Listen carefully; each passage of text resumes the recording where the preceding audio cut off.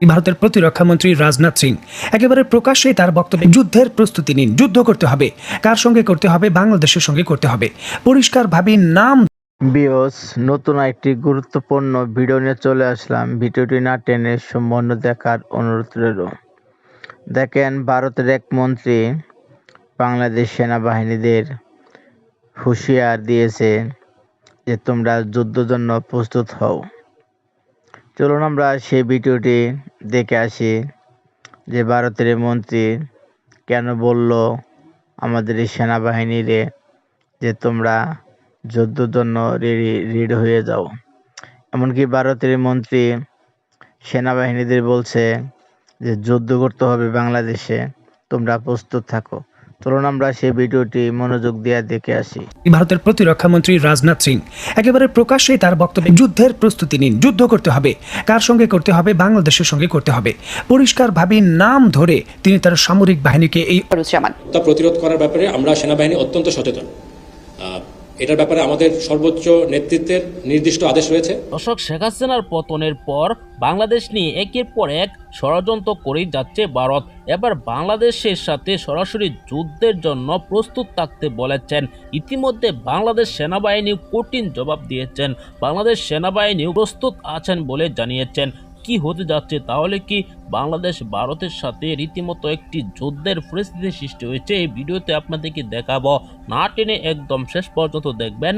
চ্যানেলে নতুন হলে সাবস্ক্রাইব করে রাখবেন, একটি লাইক করে দেখতে থাকুন। বন্ধুরা, মাত্র কিছুদিন পূর্বেই ভারতের প্রতিরক্ষা মন্ত্রী রাজনাথ সিং একেবারে প্রকাশ্যে তার বক্তব্যে কিন্তু বলেছিলেন তার সামরিক বাহিনীকে যুদ্ধের প্রস্তুতি নিন, যুদ্ধ করতে হবে, কার সঙ্গে করতে হবে? বাংলাদেশের সঙ্গে করতে হবে। পরিষ্কারভাবে নাম ধরে তিনি তার সামরিক বাহিনীকে এই অর্ডার দিয়েছিলেন। রাজনাথ সিং এর সেই কথা কোনো কথার কথা ছিল না। পরবর্তী 1 থেকে 1.5 মাসে সেটা পরিষ্কারভাবে কিন্তু বোঝা গেছে যে ভারতীয় সামরিক বাহিনী প্রস্তুতি নিচ্ছে। দেখুন, ভারতের মূল ভূখণ্ড থেকে বিভিন্ন ধরনের ট্যাঙ্ক, আর্টিলারি, বিভিন্ন ধরনের এপিসি এবং যে লং রেঞ্জের মাল্টিপল রকেট লঞ্চার সিস্টেম রয়েছে তার বিশাল ইউনিট তারা অলরেডি কিন্তু ভারতের উত্তর পূর্বাঞ্চলে মোতায়েন করেছে।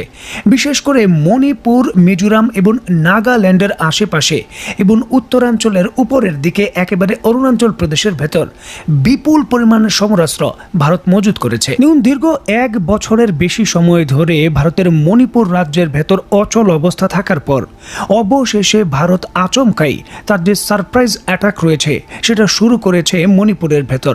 এবং স্ক্রিনে নিশ্চয়ই আপনারা দেখতে পাচ্ছেন যে ভারতের সামরিক বাহিনীর এই মিশনের ফলে বন্দুক যুদ্ধে অলরেডি কিন্তু সেই এলাকার ভেতর যে 11 কুকি বিদ্রোহী রয়েছে সেই 11 কুকি বিদ্রোহী কিন্তু নিহত হয়েছেন। এবং বিভিন্ন ভারতীয় সংবাদ মাধ্যম নিশ্চিত করছে যে ভারত এই মিশন পরিচালনা করার জন্য তার যে হেভি অস্ত্র রয়েছে সেগুলো ব্যবহার শুরু করেছে।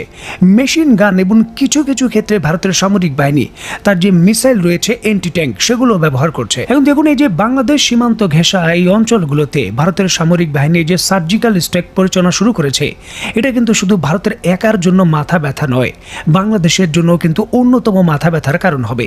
কারণ হিসাব বলছে যে মণিপুর, মিজোরামের ভেতর এই মিশন যখন হচ্ছে তখন ভারত থেকে পলায়নরত যে কুকি চীনের বিশাল সদস্য রয়েছে তারা অস্ত্র শস্ত্র এবং দলবল নিয়ে বর্তমানে বাংলাদেশে প্রবেশ করছেন।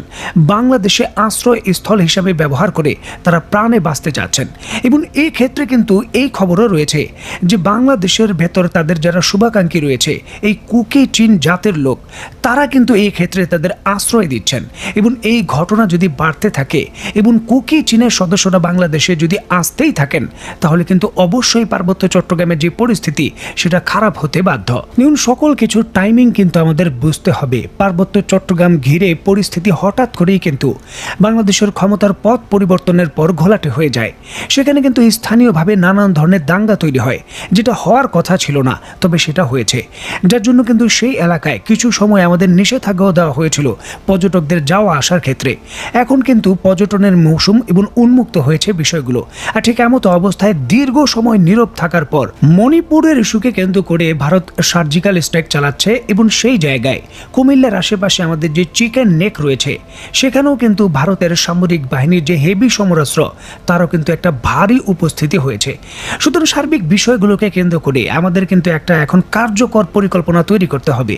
পার্বত্য চট্টগ্রামের পরিস্থিতি যে কোনো সময় উত্তপ্ত হতে পারে, এটা কিন্তু পরিষ্কার বোঝা যায়। কারণ যখনই ভারত পুশ করবে কুকি চিনদের বাংলাদেশের ভেতর, তারা বাংলাদেশে আসবে এবং অবশ্যই তারা কিন্তু এই জায়গায় তাদের অর্থনৈতিক যে শক্তিটা রয়েছে সেটা বাড়ানোর জন্য পার্বত্য চট্টগ্রামের ভেতর যে তাদের চাঁদার বিষয়টা রয়েছে সেটা বাড়িয়ে দেবে। আর এই সার্বিক বিষয়ের যে প্রভাব সেটা বাংলাদেশের পার্বত্য চট্টগ্রামের আইন শৃঙ্খলা পরিস্থিতি এবং সার্বিক পরিস্থিতি ঘোলাটে করতে অনেকটাই কিন্তু নিয়ামক হিসেবে কাজ করবে। যুক্তরাষ্ট্রের নবনির্বাচিত প্রেসিডেন্ট ডোনাল্ড ট্রাম্প ভারতকে কেন্দ্র করে তার যে নীতি এবং সহযোগিতার ক্ষেত্র সেটা যে কতটা শক্তিশালী করেছে রিসেন্টলি কিছু সিদ্ধান্ত থেকে বোঝা যায়।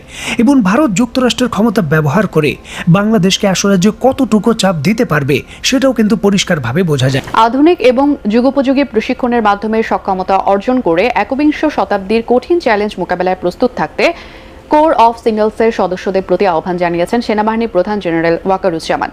সকালে যশোর সেনানিবাসে কোর অফ সিগন্যালসের বাৎসরিক অধিনায়ক সম্মেলনে তিনি এই আহ্বান জানান। যশোর সেনানিবাসে অনুষ্ঠিত সম্মেলনে কোর অফ সিগন্যালসের কর্মকর্তাদের সাথে মতবিনিময়কালে সেনাপ্রধান এই কোরের প্রযুক্তিগত উন্নয়ন, গবেষণা, পেশাগত দক্ষতা বৃদ্ধি এবং ভবিষ্যৎ পরিকল্পনা সহ বিভিন্ন বিষয়ে আলোচনা করেন। সম্মেলনে সেনা সদরের ঊর্ধ্বতন সামরিক কর্মকর্তা, সেনাবাহিনীর সকল সিগন্যালস ব্রিগেডের কমান্ডার এবং সিগন্যালস ইউনিট সমূহের অধিনায়করা উপস্থিত ছিলেন। প্রথম প্রশ্ন আমি একটু কারেকশন দিই। সেনাবাহিনী 60 দিন ধরে কার্যক্রম করবে সিভিল পাওয়ারে, এই তথ্যটা সম্ভবত সঠিক না। 60 দিনের জন্য ম্যাজিস্ট্রেসি, নির্বাহী ম্যাজিস্ট্রেসির যে ক্ষমতার কথা বললাম সেটার কথা বলা হয়েছিল। কতদিন থাকবো এটা সরকারের সিদ্ধান্ত, বিকজ সেনাবাহিনী ডিপ্লয় হয়েছে সরকারের সিদ্ধান্তে। সো সরকারই এটা নির্ধারণ করবেন যে সেনাবাহিনীকে কতদিন মোতায়েন থাকা প্রয়োজন। ঠিক আছে, এটা ছিল আপনার প্রথম প্রশ্নের উত্তর। আর দ্বিতীয় যেটা বলেন মানবাধিকার লঙ্ঘন বা বিচার বহির্ভূত হত্যা প্রতিরোধ করার ব্যাপারে আমরা সেনাবাহিনী অত্যন্ত সচেতন। এটার ব্যাপারে আমাদের সর্বোচ্চ নেতৃত্বের নির্দিষ্ট আদেশ রয়েছে যে সেনাবাহিনীর যে কোনো ধরনের পরিস্থিতিতে যেন কোনো ধরনের বিচার বহির্ভূত হত্যা আমরা সংগঠিত হতে না দিই। আমাদের সর্বোচ্চ চেষ্টা থাকবে এটাকে প্রতিরোধ করার। মানবাধিকার লঙ্ঘনের বিষয় যেটি বললেন, আমাদের সর্বোচ্চ চেষ্টা রয়েছে যাতে করে এই ধরনের কোনো ঘটনা আমরা ঘটতে না দিই। এবং আমরা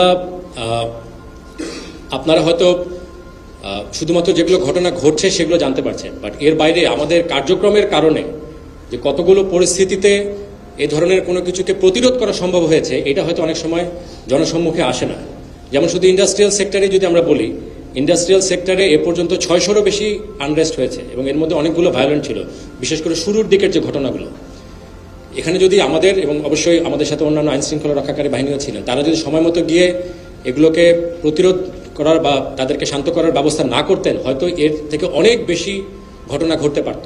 দর্শক, আপনারা জানেন সাবেক প্রধানমন্ত্রী শেখ হাসিনার সাথে কিন্তু রীতিমতো ভালো বন্ধুত্ব ছিল ভারতের। কেননা ভারত যাই বলতো শেখ হাসিনা তাই করত। শেখ হাসিনা নিজেই বলতো যে ভারতকে আমি যা দিয়েছি তা চিরজীবন মনে রাখবে, কিন্তু ভারতের কাছ থেকে কিছুই তিনি আনেননি, এটাও স্বীকার করেছেন।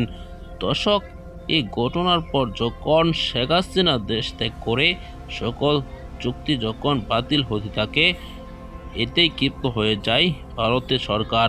ভারত সরকার ক্ষিপ্ত হয়ে কিন্তু সরাসরি তারা বলেছেন বাংলাদেশের সাথে যুদ্ধ হবে, যুদ্ধের জন্য প্রস্তুত থাকতে হবে ভারতের সেনাবাহিনীকে। এই নির্দেশ দেওয়ার পরই কিন্তু রীতিমতো তোলপাড় সৃষ্টি হয়েছিল। এখন পর্যন্ত সকল প্রস্তুতি নিচ্ছেন সেনাবাহিনী ভারতের। বাংলাদেশ সেনাবাহিনীও প্রস্তুত আছেন বলে জানিয়েছেন সেনাপ্রধান। যে